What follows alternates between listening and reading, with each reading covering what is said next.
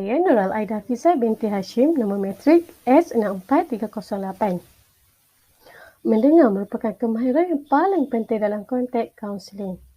Sebagaimana menurut pandangan tokoh Muhammad Mansur dan Siti Nurdina 2010, pemahaman yang tepat hanya diperoleh dengan adanya pendengaran yang baik tentang keseluruhan cerita klien ataupun dipanggil sebagai verbal.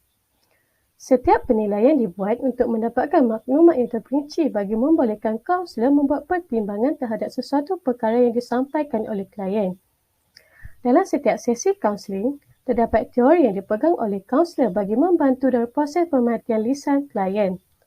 Kebiasaannya, kaunselor menggunakan teori seperti REBT, tingkah laku dan lain-lain. Kaunselor juga harus memberi tumpuan dan perhatian yang sepenuhnya bagi mencari kata kunci untuk teroka maksud yang tersurat maupun maksud yang tersirat. Kata kunci ini boleh dilihat apabila klien menggunakan perkataan yang sama secara berulang-ulang kali. Dengan itu, kaunselor harus peka dengan intonasi dan nada cerita klien apabila menyebut perkataan atau ayat tertentu. Kaunselor juga boleh melihat dari segi gaya penceritaan klien seperti konkret ataupun abstrak. Konkret adalah klien berupaya menyediakan contoh yang spesifik terhadap isu yang dihadapi secara terperinci. Manakala abstrak pula adalah klien mampu menganalisis sendiri dan kurang memberi contoh terhadap isu yang dihadapi.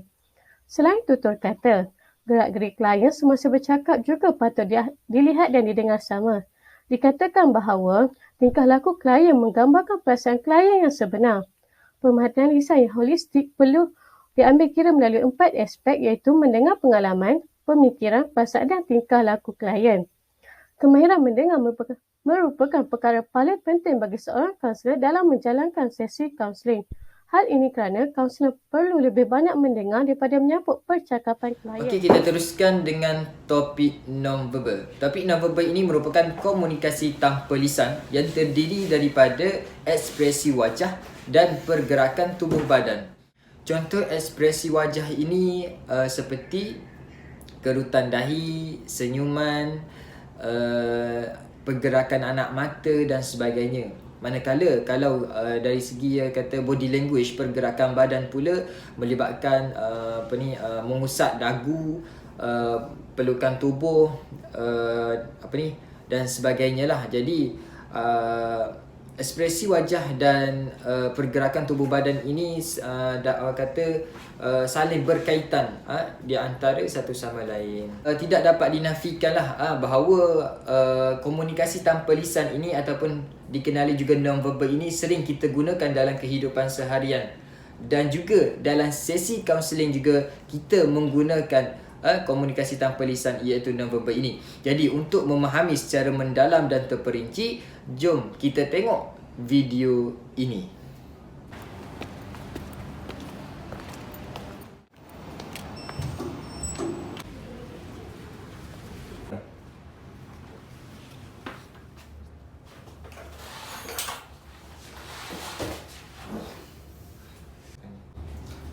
Assalamualaikum. Waalaikumsalam. Boleh duduk. Cik Zuhaimah. Saya Cik. Macam mana suasana di bilik saya? Adakah selesa untuk anda? Alhamdulillah bilik saya, bilik ni sangat selesa untuk saya. Pada hari ini, Cik Zuhaimah, sebelum saya melakukan sesi kaunseling, saya ingin memperkenalkan diri saya dahulu. Nama saya Ahmad Muhsin bin Yusof. Saya merupakan kaunselor awak, boleh panggil saya Cik Muhsin.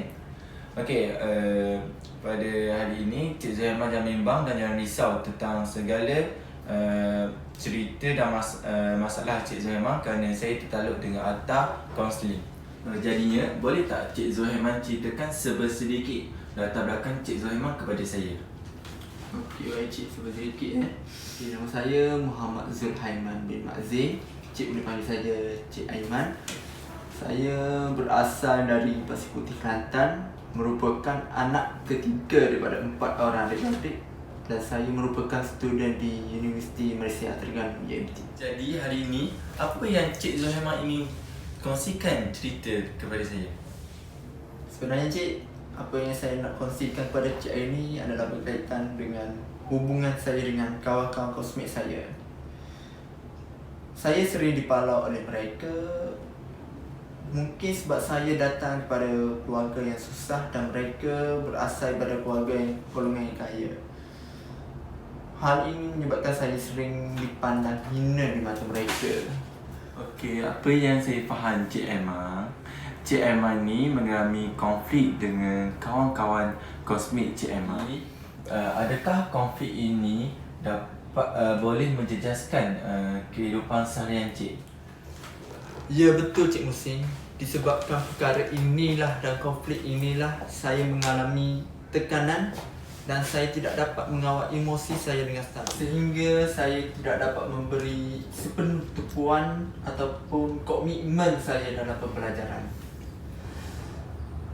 Hal ini secara tidak langsung akan menjejaskan potensi diri saya di universiti kerana saya tiada pun support daripada kawan-kawan saya. Terima kasih Cik kerana sudi datang.